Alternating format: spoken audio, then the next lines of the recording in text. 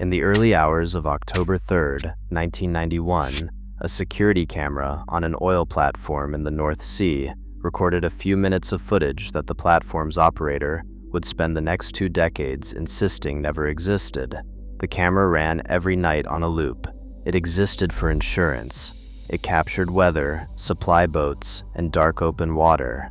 On the night of October 3rd, it captured something rising out of the sea beside the platform, and it captured what that something did to a man named Eric Halvorsen. The footage was logged by the safety office. It was reviewed once, then it was removed from the records, reclassified, and shipped to a corporate legal department onshore, where it has remained, by every available account, ever since. What follows is assembled from the maintenance logs that survived, the sworn statements of 4 crew members aboard that night, the platform's sensor data, and a letter the chief engineer wrote to Halvorsen's widow 11 years later, after he had left the industry and decided he no longer cared what the confidentiality agreement said. The official cause of death on file is industrial accident, a fall during bad weather. The weather log for that night records a calm sea and a light breeze. To understand what actually came out of the water, we have to start with where that water goes. The platform stood near the edge of a deep trench. A few miles to the west, the seabed falls away into a cold, dark channel, and currents push nutrient-heavy water up from the bottom in a slow, constant rise. That upwelling feeds one of the densest concentrations of marine life in the northern Atlantic: fish, seals, and the whales that migrate through the region.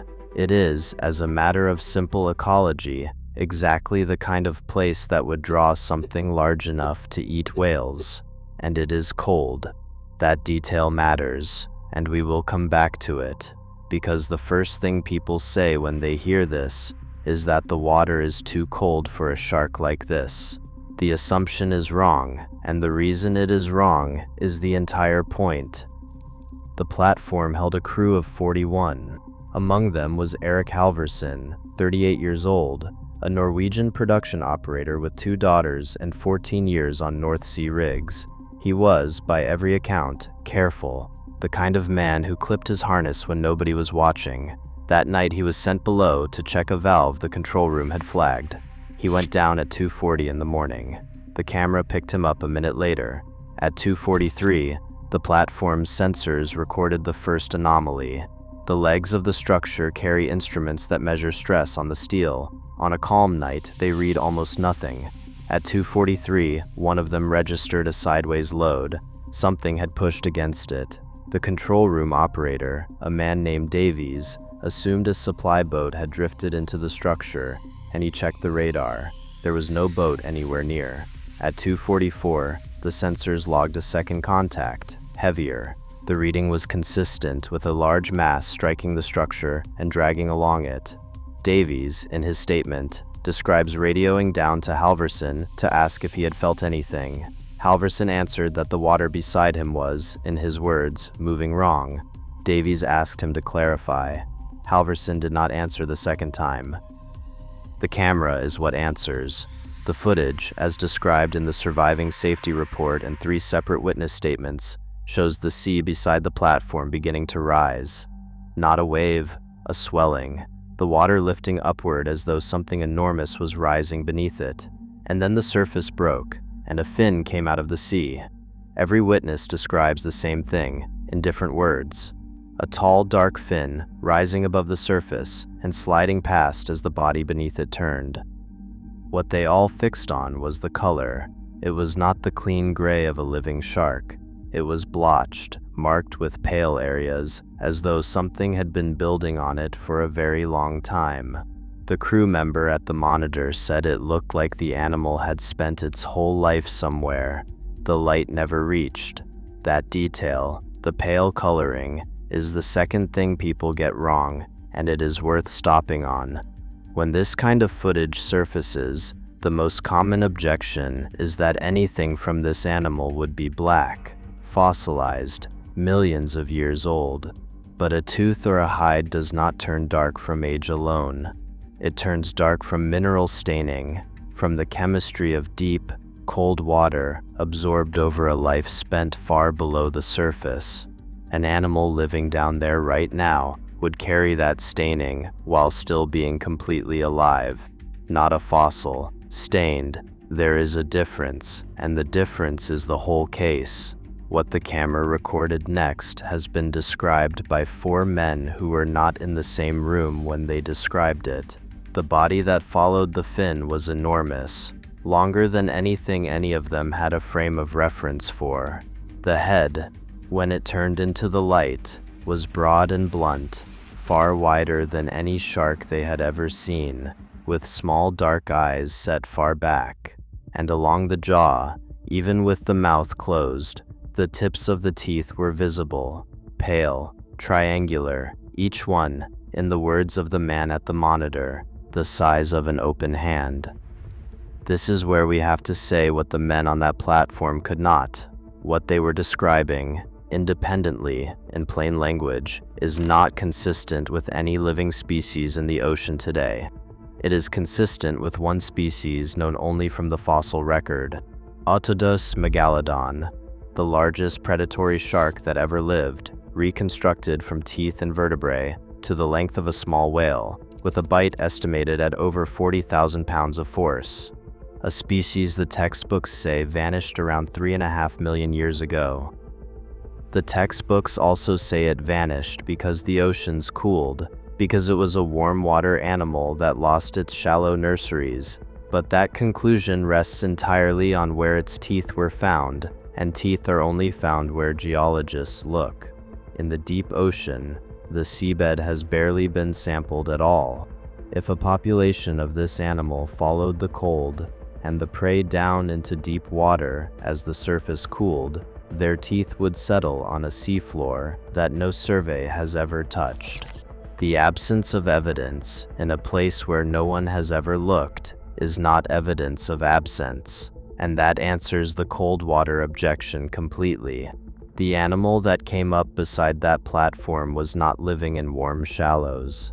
It was living in the cold, deep trench a few miles to the west, in exactly the kind of water people insist it could not survive, because the assumption that it needs warm water was only ever an assumption about its teeth.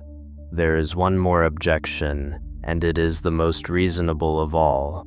If these animals are out there, how are there enough of them to survive, and why are we not finding whales bitten in half on every shore? The honest answer is that we may be looking at the very last of them. A deep water animal, slow to mature, extraordinarily long-lived, in numbers low enough that a population could persist in unsurveyed water for a very long time, while leaving almost no trace a human being would ever find. Rough estimates, and they are only estimates, suggest a large, deep ocean predator could live well over a century. We might be watching the final few individuals of a line that has been quietly dying for 3 million years. That is not proof, but it is not impossible either, and the people who tell you it is impossible are working from a fossil record that, by their own admission, stops at the edge of the deep. What happened to Eric Halvorsen happened in seconds. The sensors recorded a final heavy load at 2:47. The camera, according to the 3 men who watched the footage before it was taken, shows the water surge up over the level where Halvorsen stood, with both hands on the rail. It shows everything go white, and when it cleared, the level was empty. The rail was bent outward. Halvorsen was gone. They searched for 6 hours. The sea was calm, the water cold enough that a man without a survival suit has only minutes. They searched anyway, because that is what you do, and because none of them were willing to say out loud what the monitor had already shown them. Eric Halvorsen's body was never recovered. The investigation began the moment the supply boats arrived. The footage was pulled. The sensor data was pulled. The 4 statements were taken and filed as internal documents, never shared with the families. The final report listed the cause of death as a fall during bad weather, a finding that directly contradicted the weather log, the sensor readings, and the memory of every man who was awake that night. When the chief engineer requested a copy of the footage the following year, he was told it had gone to the legal department and was not available. In 1994, he was told the matter was closed. By then, he had signed a confidentiality agreement as a condition of his severance, as had every man aboard. The footage, the sensor logs, and the statements describing an animal the size of a whale rising out of the North Sea have, as far as anyone outside that legal department can tell, never left a filing cabinet on shore. 11 years later, the engineer wrote to Halvorsen's widow. He told her he did not believe her husband fell. The sea was calm. Eric had both hands on the rail. He told her that something rose out of the water that should not exist in any ocean on this planet, that it moved enough water to bend steel, and that the company he had given 20 years to had decided it was cheaper to call it an accident than to admit what their own camera had filmed.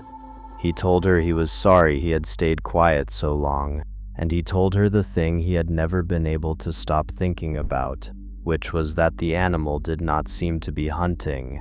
It came up, it took one man off a lit deck in front of dozens of others, and it went back down, like it had simply reached up and chosen. The trench is still there. The platform was taken out of service years ago, but the water beneath it never stopped doing what it does, drawing cold and prey, up from a depth no survey has ever mapped.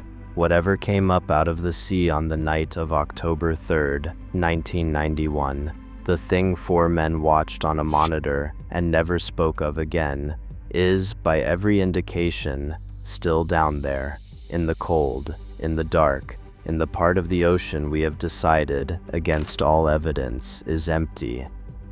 If you have seen something in the water that you could not explain, something too large, too deep, too old for the ocean you thought you knew, we want to hear about it. Leave it in the comments. Subscribe for more accounts from the deep.